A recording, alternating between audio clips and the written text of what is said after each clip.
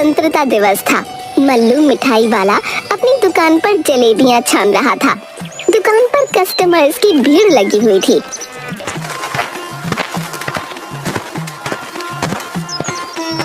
मल्लू भाई, जलेबियां कैसे दे रहे हो? 450 रुपए किलो। अरे अभी अभी तो 200 रुपए किलो जलेबी दे रहे थे। 1 घंटा 2 गुना से ज्यादा कैसे दाम बढ़ गया? आप ठीक कह रहे हैं सरपंच जी, लेकिन 1 घंटा पहले एक भी कस्टमर मेरे दुकान पर नहीं थे। अभी भीड़ को देख रहे हैं ना, अभी 500 रुपए किलो भी बेचूंगा तो हाथों हाथ बिक जाएगा। इतना लालच ठीक नहीं मल्लू, भगवान से डर। इतना लालच ठीक नहीं। इसमें लालच की क्या बात है? इसे अर्थव्यवस्था कहते हैं। मांग बढ़ेगा तो दाम भी बढ़ेगा। 200 रुपए किलो जलेबी लेना है तो कल आकर ले लेना। आज तो यही भाव लगेंगे भैया। लेना है तो बोलो, नहीं तो आगे बढ़ो। लूंगा क्यों नहीं, मंत्री जी अभी आने वाले हैं झंडा फहराने के लिए। ये लो 4500 रुपए, 10 किलो जलेबी तौल दो। उधर मल्लू का बेटा मग्गू के स्कूल में मास्टर साहब मग्गू से बोलते हैं, बच्चों, आज हम सभी के लिए बहुत ही महत्वपूर्ण दिवस है। आज ही के दिन हमारा देश अंग्रेजों की गुलामी से आजाद हुआ था। आज हम लोग शपथ लेते हैं कि हर गलत करने वालों का विरोध करेंगे, चाहे वह अपना ही क्यों ना हो। जी सर, हम शपथ लेते हैं कि हर भ्रष्टाचारी का हम विरोध करेंगे, चाहे वो कितना भी अपना क्यों ना हो। शाबाश बच्चों, अब कुछ ही देर में प्रिंसिपल सर झंडा फहराएंगे। मग्गू, तुम 1-2 लड़कों के साथ जाकर अपने दुकान से 10 किलो जलेबी ले आओ। मग्गू 2 लड़कों के साथ जलेबी लाने के लिए अपनी दुकान पर जाता है। मग्गू बहुत ही जिद्दी लड़का था। अगर वो कोई चीज एक बार करने की ठान लेता तो वो करके ही दम लेता। पिताजी, ये लो 2000 रुपए, स्कूल के लिए 10 किलो जलेबी दे दो। बेटा 2000 नहीं, 4500 रुपए लगेंगे 10 किलो जलेबी का। अरे पिताजी, 200 रुपए प्रति किलो के हिसाब से 10 किलो जलेबी के 2000 हुए ना। लेकिन बेटा, जलेबी के दाम 200 रुपए नहीं, 450 रुपए प्रति किलो हो गया है। लेकिन पिताजी, तो गलत है, ये भ्रष्टाचार है और हम भ्रष्टाचार का विरोध करते हैं। हम ऐसी लूट नहीं होने देंगे, वो भी आज के दिन। ज्यादा नेता बनने की कोशिश मत करो। लेना है तो लो, नहीं तो फुटो यहाँ से। 450 रुपए प्रति किलो से कम में नहीं जलेबी बेचूंगा। अगर आप सही कीमत पर जलेबी नहीं दे पाए तो हम आंदोलन करेंगे। बोलो दोस्तों, इनकलाब जिंदाबाद, जिंदाबाद, जिंदाबाद। तानाशाही नहीं चलेगी, नहीं चलेगी, नहीं चलेगी। मग्गू वहीं धरने पर बैठ जाता है। इधर लालची मल्लू कीमत कम करने को तैयार नहीं था और उधर उसका बेटा मग्गू काफी जिद्दी था, इसलिए कोई समझौता नहीं हो पाता और मग्गू अपनी ही दुकान के सामने अपने ही पिताजी के खिलाफ धरने पर बैठ जाता है। जैसे ही मास्टर प्रकाश को ये सारी बातें पता चलती हैं, वो घटना स्थल पर पहुंचते हैं। क्या हुआ मग्गू, तुम यहाँ जलेबी लेने आए थे, फिर धरने पर क्यों बैठ गए? सर, पिताजी ने आज जलेबी का दाम 200 रुपये से बढ़ाकर 450 रुपए प्रति किलो कर दिया है, इसलिए हम इस भ्रष्टाचार के खिलाफ धरने पर बैठे हैं। क्यों मल्लू जी, जलेबी के दाम अचानक क्यों बढ़ा दिए? सर, आप तो बच्चों को अर्थशास्त्र पढ़ाते ही होंगे। अर्थशास्त्र हमें बताता है कि किसी भी वस्तु का कीमत उसके मांग पर निर्भर करता है। आज जलेबी का मांग ज्यादा है तो उसकी कीमत भी ज्यादा होगी। ऐसा थोड़े है कि मनमाने तरीके से कीमत बढ़ा देंगे। मैं तो अपने जलेबी की कीमत यही रखूंगा सर। हाँ, अगर आपको दूसरे जगह से लेना है तो यहाँ से 17 किलोमीटर दूर जाकर सस्ती जलेबी ले सकते हो। ओहो, यानी इस गांव में एकमात्र हलवाई होने का फायदा आप उठा रहे हो। मग्गू, क्या करोगे? हमें स्वतंत्रता दिवस आज ही मनाना है, इसीलिए 450 रुपए के हिसाब से ही 10 किलो जलेबी ले लेते हैं। नहीं सर, आप आज के दिन भ्रष्टाचार को बढ़ावा कैसे दे सकते हैं? मैं भी हलवाई का बेटा हूँ। मैं यहीं पर जलेबी छानूंगा और 150 रुपए प्रति किलो जलेबी सभी को दूंगा। 1 घंटे के अंदर मग्गू अपने दोस्तों के साथ मिलकर वहाँ पर तंबू डालकर मल्लू की दुकान के ठीक सामने 150 रुपए किलो जलेबी छानकर बेचने लगता है। देखते ही देखते मग्गू की दुकान पर भीड़ लग जाती है। मल्लू के सारे कस्टमर्स मग्गू की दुकान पर आ जाते हैं। मल्लू का लगभग 1 क्विंटल छानी हुई जलेबी वैसे ही पड़ी की पड़ी रह जाती है। बबली, बबली कहाँ हो? बाहर आओ। देखो अपने लाडले को क्या कर रहा है।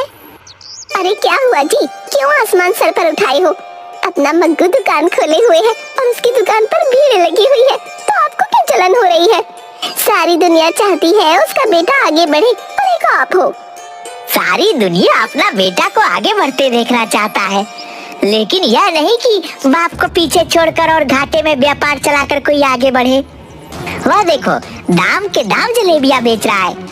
मेरी 1.5 क्विंटल जलेबियां यूं ही बर्बाद चली जाएंगी, उसको कोई फर्क नहीं पड़ता। अब तुम तो उसे जानते ही हो कि वो कितना जिद्दी है। अगर उसने जिद पकड़ ली तो वो उसे पूरा करके ही रहेगा। और तुम्हें क्या पड़ी थी 2 गुने से ज्यादा दाम पर जलेबियों को बेचने की? मैं कह देती हूँ जी, यही लालच आपको एक दिन कहीं को नहीं छोड़ेगा। आओ आओ चाचा आओ, चाची आओ, भैया और भाभी आओ, दाम के दाम जलेबियाँ खाओ, स्वतंत्रता दिवस धूमधाम से मनाओ। तभी वहाँ से सरपंच जी के साथ मंत्री जी गुजरते हैं। मग्गू की दुकान पर भीड़ देख हुकुमचंद जी, ये आपके गांव में इतनी भीड़ क्यों लगी है? शायद कोई जलेबी की दुकान है, लेकिन ठीक सामने अब बड़ी सी जलेबी की दुकान में एक भी आदमी नहीं, ऐसा क्यों? मास्टर जी, मल्लू के दुकान के सामने किसने जलेबी की दुकान खोली है? और उनके दुकान पर भीड़ है, इसके दुकान पर की भीड़ कहाँ गई? सरपंच जी, मल्लू ने अपने जलेबी का दाम दुगना से भी ज्यादा रखा था। उसी के खिलाफ उसका बेटा मग्गू दाम के दाम जलेबियां बेच रहा है, इसीलिए वहाँ पर सारी भीड़ है। वाह, इस युग में इतना अच्छा विचार वाला लड़का। सरपंच जी, मैं उस लड़के से मिलना चाहूंगा। बेटा मग्गू, जरा इधर आना, मंत्री जी तुमसे मिलना चाहते हैं। नमस्ते मंत्री जी। मंत्री जी जिंदाबाद जिंदाबाद जिंदाबाद, मग्गू जिंदाबाद जिंदाबाद जिंदाबाद।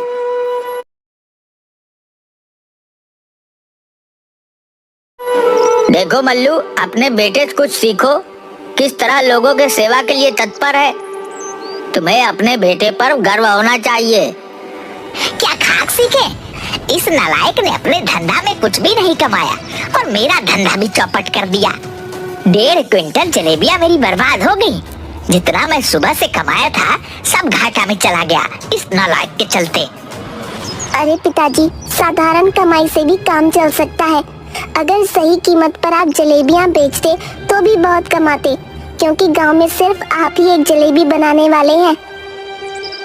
अच्छा, मंत्री जी ने जरा पीठ क्या थपथपा दी, तुम तो नेता जैसी बात करने लगे। अरे बेटा, नमक, तेल, ईंधन, इन सब का जब इंतजाम करना पड़ेगा तो सब अच्छी बातें धरी की धरी रह जाएंगी। बच्चों कोई दाम नहीं देगा। बाप पड़ा ना भैया, सबसे बड़ा रुपया, समझे? मैं ज्यादा तो नहीं जानता, पर मैंने आज शपथ ली है कि हर बुराई को हम रोकेंगे। अगर आप कल से भी उचित मूल्य पर सामान नहीं बेचते तो मैं खुद उचित मूल्य पर लोगों को खाना उपलब्ध करवाऊंगा। मैं अपने सामान के मूल्य को कम नहीं करने वाला। तो ठीक है पिताजी, मैं भी आपका जिद्दी बेटा हूँ। मैं गांव के लोगों को जितनी भी कम हो सके उतने कम रेट पर कचौड़ी बनाकर खिलाऊंगा। दूसरे दिन से मग्गू अपनी कचौड़ी की दुकान मल्लू की दुकान के ठीक सामने लगाने लगता है। कम कीमत पर भरपेट कचौड़ी खिलाने के चलते उसकी दुकान पर लोगों का दिन भर तांता लगा रहता, जबकि मग्गू के पिताजी मल्लू अपनी दुकान पर बैठे मक्खी मार रहे होते। इस तरह मल्लू धीरे धीरे अपने घर में बैठकर खाते खाते कंगाली की कगार पर पहुंच जाता है। जगिया इधर सुन, तुम्हें एक काम करना है। तुम तो जानते हो मल्लू काका, एक बोतल दारू के बदले जगिया कुछ भी कर सकता है। अरे जगिया, मैं तुम्हें 10 दिन फ्री में दारू का बोतल दिलवा दूंगा, लेकिन यह काम सीक्रेट है, किसी को भी मालूम नहीं चलना चाहिए। अरे मल्लू काका, आप काम बोल कर तो देखो, मेरे इस कान से दूसरे कान को खबर नहीं होगी। ये जगिया बेवड़ा का वादा है। तो ठीक है, ये लो जमाल गोटा का पुड़िया, और मग्गू के कचौड़ी में कैसे इसे डालना है ये तुम जानो। आप फिक्र न करो मल्लू काका, बस मेरे हाथ की सफाई देखते जाओ। दूसरे दिन जगिया सुबह सुबह मग्गू की दुकान पर जाता है। मग्गू, मुझे बहुत भूख लगी है, 2 दिन से कुछ खाया नहीं, मुझे कुछ खाने को दो। जगिया, अभी अभी तो दुकान खोलने जा रहा हूँ, इतनी सुबह मैं खाना कहाँ बनाऊंगा, अभी तो सारा इंतजाम ही कर रहा हूँ। थोड़ी देर बाद आना, उसके बाद मैं तुम्हें कचौड़ी खिलाऊंगा। जगिया बेवड़ा है पर मुफ्त खोर नहीं। मैं मुफ्त में खाकर भिखारी नहीं बनना चाहता, मैं काम करके खाना चाहता हूँ। लाओ, मैं कचौड़ी का आटा गूंथ दूं। ये तो अच्छी बात है जगिया, हर आदमी को स्वाभिमानी तो होना ही चाहिए। ये लो, आटा गूंथ दो। जगिया चुपके से आटा गूंथते हुए उसमें जमाल गोटा वाला पुड़िया मिला देता है। उस दिन जितने भी लोग मग्गू की दुकान पर खाना खाने आते हैं, सभी या तो बीमार पड़ जाते हैं या दस्त से उनकी हालत खराब हो जाती है। गांव में हाहाकार मच जाता है।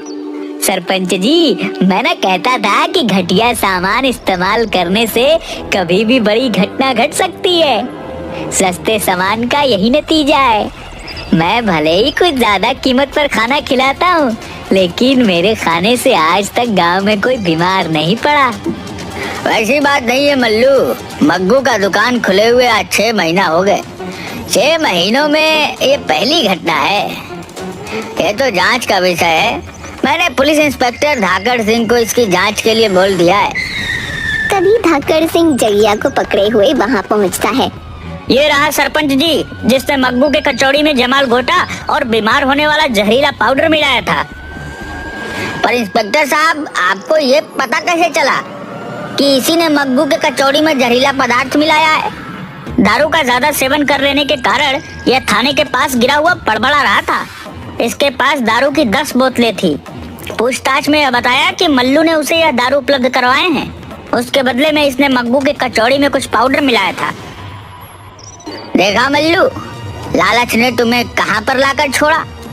अपने बेटे के खिलाफ तुम अपराधी बन गए, साथ में सारे गांव के लोगों को संकट में डाल दिया। ले जाइए इंस्पेक्टर साहब इस लालची आदमी को। इंस्पेक्टर मल्लू को पकड़कर ले जाता है।